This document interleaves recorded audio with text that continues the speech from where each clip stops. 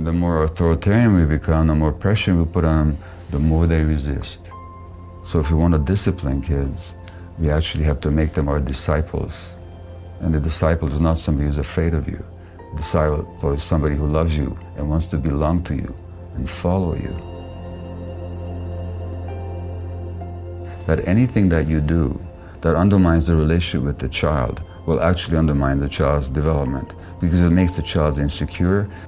And most psychologists and parenting experts will tell you, time out. In other words, what they're telling you is withdraw the relationship from the child as a way of threatening the child. But what have you taught her?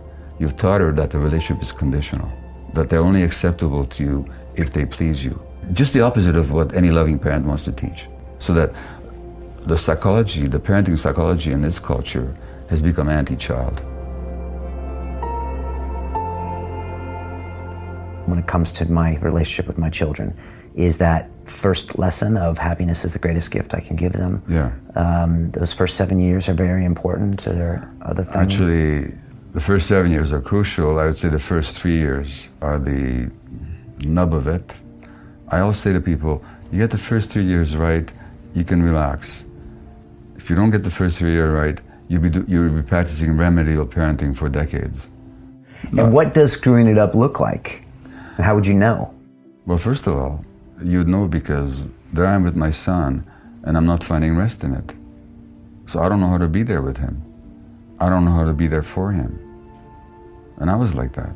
I was always waiting for my kids to grow older when I could intellectually engage them. And now we'll have something in common. But the sheer act of being, or the sheer state of being, I could never achieve with them. And it's interesting because I look at my brothers. They're so wonderful with little kids. They're so spontaneously there for them. I never knew how to do that. Because the real relationship doesn't depend on words. It depends on the capacity to be with. And they can sense just that energy from you. I'm just here with you. Yeah. And I'm here. And I welcome your presence. Right. And I welcome you to exist in my presence. And I'm overjoyed to have you in my presence. Right. That's what the child needs from the parent. And that's communicated with body language and everything. And through the energy that you exude. And they can feel it. They can absolutely feel it. Wow. They can't name it, but they can feel it. Okay, and that already starts changing their personality right there. That shapes their personality. They always say that mothers form a different bond than fathers. Is that just another way, an anachronism? Mothers form a different bond, but only because mothers are present with their kids.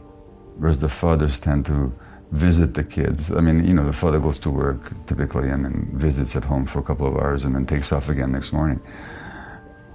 Those fathers who stay home with their kids, they learn how to mother their kids.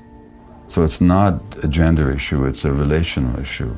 And the mothers allow themselves to be trained by the kids, whereas the fathers tend to impose their own expectations on the kid. This is not universal, I'm talking by and large. So those fathers who have the good fortune, like in the civilized countries where parents are given paternity leave, those fathers learn to relate to their kids in a different way than the average father somewhere else. Okay. We can be trained, but we have to be present for the training. In our culture, the children never need to attach. They need to connect with somebody, because without that connection, they don't survive. And in the hunter-gatherer bands where human beings evolved, those attachments were with adults. And not just one adult or two adults, but with a whole set of nurturing adults. Now in our culture,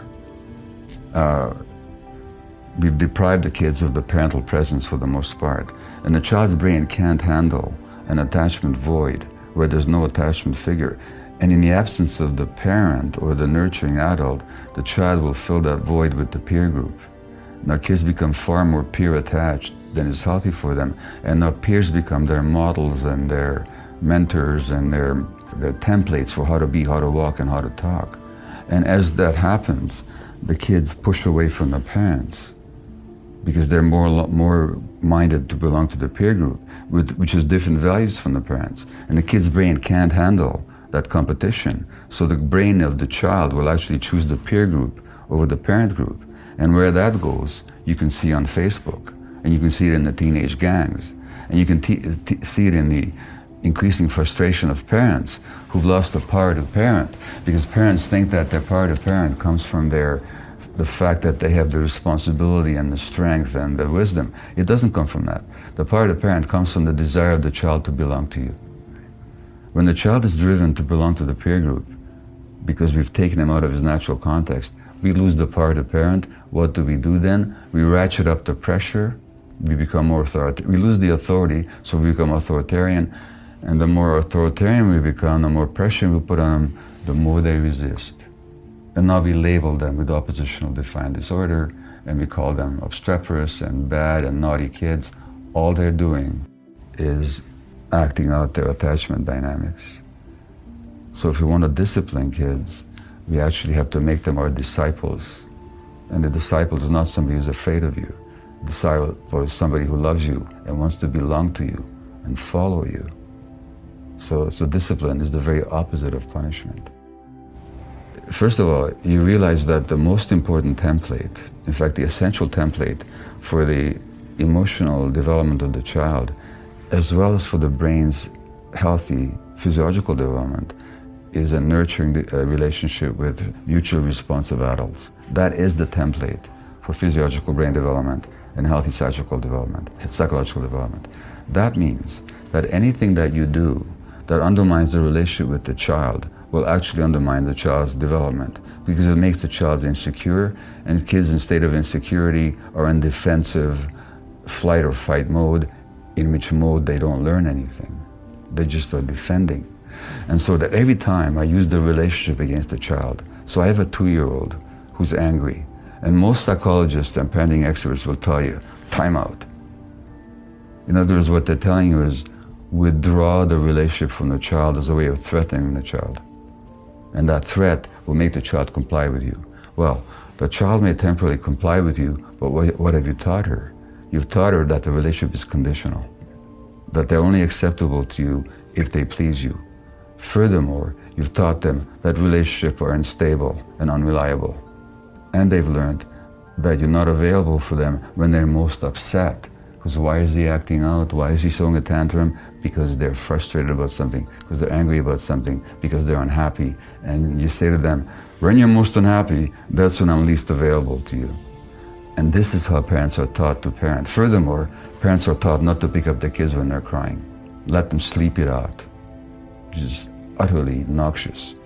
Yeah. Because the child who you don't pick up, right, what lesson do they get? Their emotions don't matter. That's the lesson they get. Just the opposite of what any loving parent wants to teach.